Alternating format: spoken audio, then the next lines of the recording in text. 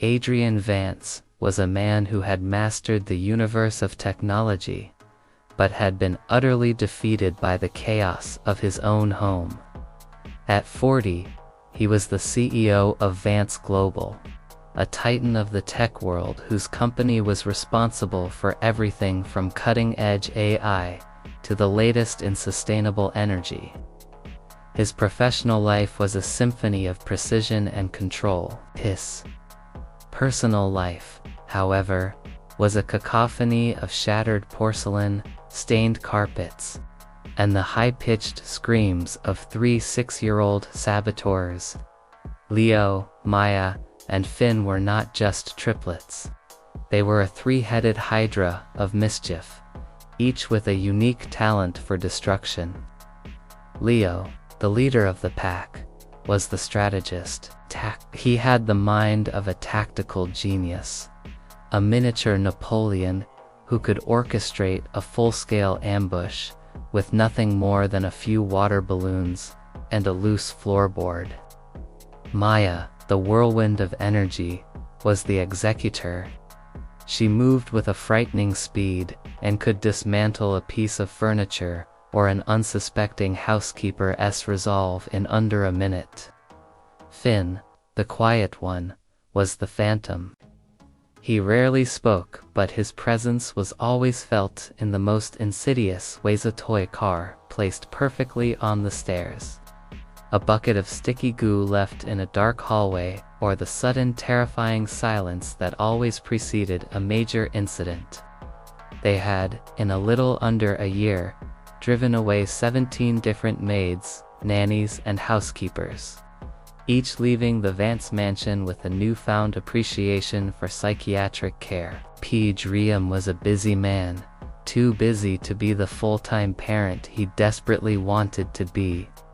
His wife had passed away in a tragic accident 3 years ago, and he had been left to navigate the turbulent waters of grief and fatherhood alone. His solution had always been to throw money at the problem, but money, he was learning, was no match for 3 determined children. His sprawling, ultramodern mansion, a fortress of glass and steel perched on a cliff overlooking the Pacific, was a testament to his professional success. But inside, it was a war zone. He was at his wits' end, a hostage in his own home. He had one last-ditch effort. A woman recommended to him by a desperate friend who had seen her work wonders in a different kind of chaotic household. Her name was Isabella Ramirez. Isabella, or Isa as she preferred to be called, was a single mother of a 9-year-old daughter, Sophia. Her life was a testament to quiet resilience. She had arrived in the United States with a fierce determination to build a better life for her and her daughter. She had worked every job under the sun, from waiting tables to cleaning offices. But her true talent lay in her unflappable nature and her deep well of empathy. Adrian's friend, a beleaguered mother of 4, had witnessed Isa turn her own unruly children into a functioning, happy family. She had a kind of magic, a quiet strength that was impossible to ignore. For Isa, the job at the Vance mansion was a godsend. It paid well, and it was a chance to finally give Sophia the life she deserved. She didn't know what she was walking into, but she wasn't afraid. After all, she had a 9-year-old daughter. She had seen it all, or so she thought.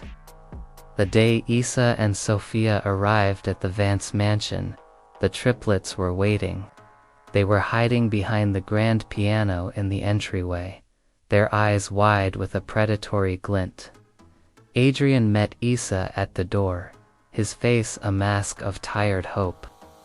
"Isabella," he said, shaking her hand, a gesture that felt more like a plea for help than a formal introduction. "Thank you so much for coming. I'm sure you've read the job description." Isa smiled, a warm, genuine smile that seemed to light up the cavernous entryway. "I have, Mr. Vance. And please, call me Isa." She looked at Sophia, who was clinging to her hand, her eyes wide with wonder at the sheer size of the mansion. "This is my daughter, Sophia."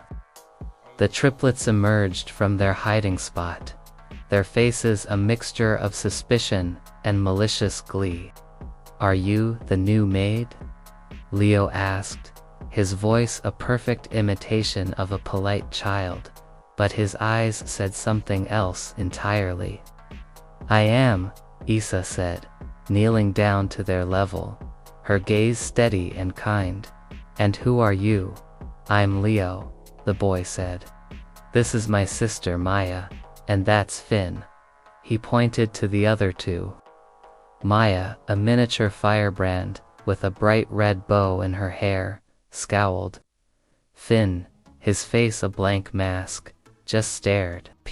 "It's nice to meet all of you," Isa said, her voice soft and even. "I'm looking forward to working with you." Leo's perfect smile wavered for a second. "Working with us," he repeated. "The others just worked for us." "Well, I'm here to make your home a happy place," Isa said, standing up.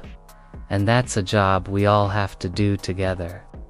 The triplets exchanged a look of pure, unadulterated bewilderment. This was a new one. Their game was usually over before it began. They had to escalate. Their first assault came that night. Isa was unpacking in the small but comfortable maid's quarters. She had told Adrian that she and Sophia would stay on the main floor, away from the triplets' bedrooms, but he had insisted that she and Sophia take a separate, comfortable wing of the mansion, far away from the chaos. She was grateful for the space, but it also meant she was a bit isolated. She was folding laundry when she heard a loud crash from the living room. Her heart rate sped up, but she took a deep breath. She had read the reports. She knew their tactics. She walked into the living room to find an ornate, priceless vase shattered on the marble floor, the water from the flowers creating a small, treacherous lake. Leo was standing there, his hands on his hips, a look of triumph on his face. "Oops," he said, a perfect imitation of a contrite child. "I guess that was an accident." The others would get really mad. Isa didn't get mad. She didn't even sigh. She simply looked at the mess, her face a mask of quiet contemplation. "Well," she said, her voice calm and even, "that's a shame. It was a beautiful vase, but accidents happen. Now, we have to clean it up before anyone gets hurt." She went to the closet, got a broom and a dustpan, and handed them to Leo and Maya. "What are these for?" Leo asked, his triumphant smile gone. "You're going to help me clean up," Isa said, her voice leaving no room for argument. "It's your home, and you're part of the team. So, let's get to it." The look of shock on their faces was priceless. They had expected tears, anger, frustration, anything but this. They had expected her to be a victim. She was, instead, a partner. She spent the next 30 minutes working alongside them, sweeping up the glass, mopping the water, and even asking them what kind of flowers they thought would look best in the replacement vase. By the time Adrian came home, the living room was spotless, the triplets were pouting, and Isa was humming a quiet tune as she finished up. The next few days were a blur of escalating pranks and Isa's quiet, methodical counterattacks. She found a bucket of sticky goo in a dark hallway, a classic Finn maneuver. Instead of getting mad, she simply used the goo to clean the dusty chandeliers in the entryway. turning a prank into a chore they had to help with. She found all of her cleaning supplies hidden in the pool house.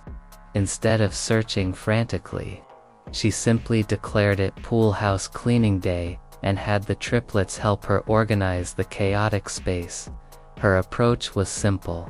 She would not get angry, she would not get frustrated, and she would always make them a part of the solution.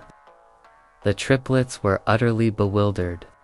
Their finely tuned system of psychological warfare was failing. They had no new maid to terrorize, no new victim to torment. Instead, they had a quiet, strong woman who was turning their pranks into games and their chaos into a strange kind of order. They were starting to feel, for the first time in a long time, a sense of purpose. The turning point came on a rainy afternoon. The triplets were bored, and boredom was their deadliest weapon, terror. They had set up a series of pranks, but Isa had been one step ahead of them all day. Frustrated, they decided to escalate. Leo and Maya had convinced Finn to hide Sophia's favorite toy, a small, pink teddy bear. When Sophia couldn't find her bear, she started to cry. The sound of Sophia's heartbroken sobs was the one thing that broke Isa's calm exterior. She walked into the living room, her face no longer a mask of quiet contemplation, but a look of fierce, protective anger. She looked at the triplets, her eyes blazing. "You," she said, her voice a low, dangerous growl. "Where is the bear?" The triplets were stunned into silence. They had never seen her like this. They had never seen her angry. Leo, for the first time, looked afraid. I don't know what you're talking about," he stammered. Isa didn't raise her voice. She simply looked at Finn, the quiet one, the one with the guilty eyes. "Finn," she said, her voice soft, but full of authority. "Where is the bear?"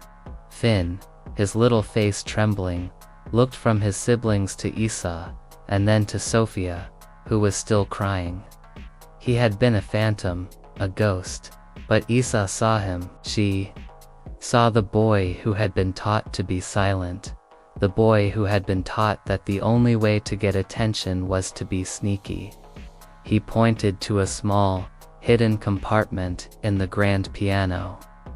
Isa walked over, opened the compartment, and retrieved the bear. She handed it to Sophia, who hugged it to her chest, her tears of sadness turning into tears of relief. Isa then turned her attention back to the triplets, her anger now replaced with a deep, profound sadness. "I am not angry with you," she said, her voice a whisper. "I am so sad. Do you know why? Because you hurt her. You hurt a little girl who has never done anything to you. And you did it because you were bored. That is not how a family works. That is not how people who love each other act." She looked at each of them, her eyes full of a love and a disappointment that they had never felt before. "You have a beautiful home. You have a father who loves you more than anything.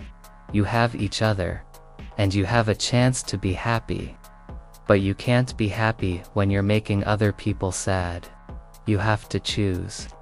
Do you want to be a family, or do you want to be a wrecking crew?" The words, spoken with a quiet conviction, were more powerful than any punishment. The triplets, for the first time, saw the truth of their actions. They weren't just playing games. They were hurting people. From that day on, everything changed. Isa began to rebuild the house, not just physically, but emotionally. She introduced a system of chores and rewards, turning their mischief into a game of responsibility. They learned to make their beds, to put away their toys, and to help with the dishes. Their pranks were now aimed at each other, but with a newfound sense of fun and a quiet understanding of boundaries. They were still kids, but they were now a team. They were a family. Adrian, who had been a distant figure in the background, a man whose life was dominated by his work, began to notice the change. He would come home to a clean house, to the sound of his children laughing instead of screaming. He was initially skeptical, but then he began to see Isa. He saw her teaching them, playing with them, and, most importantly, loving them. He saw the way she looked at his children, and he saw in her eyes a love that he had been too busy to give them. The final test came when a powerful storm knocked out the power. The triplets, scared and alone in the dark, ran to Isa. She didn't have a flashlight, so she lit a few candles and told them a story. Q. It was a story about a brave little girl who had to save her family from a giant, shadowy monster. It was a story that was all about them, about how they had been a wrecking crew, but had chosen to be a family. The triplets, huddled together, listened intently. Their fear slowly replaced by a sense of wonder and a quiet, profound peace. Adrian, who had been a witness to the whole scene, stood in the doorway, his heart swelling with a love and a gratitude he had never felt before. He had tried to buy his family's happiness. He had hired professionals, but he had been defeated. Kit had taken a quiet, strong woman, a single mom with a heart of gold, to show him that happiness wasn't something you bought. It was something you built, with patience, with love, and with a quiet, unrelenting strength. The story of the Vance family was no longer a story of chaos and destruction. It was a story of hope and healing. The triplets were happy. Adrian was happy, and Isa and Sophia were no longer just the maid and her daughter. They were a part of the family. The Vance mansion, once a fortress of solitude and chaos, was now a home. And the man who had mastered the universe of technology had finally found his way back to the one thing that truly mattered: his family.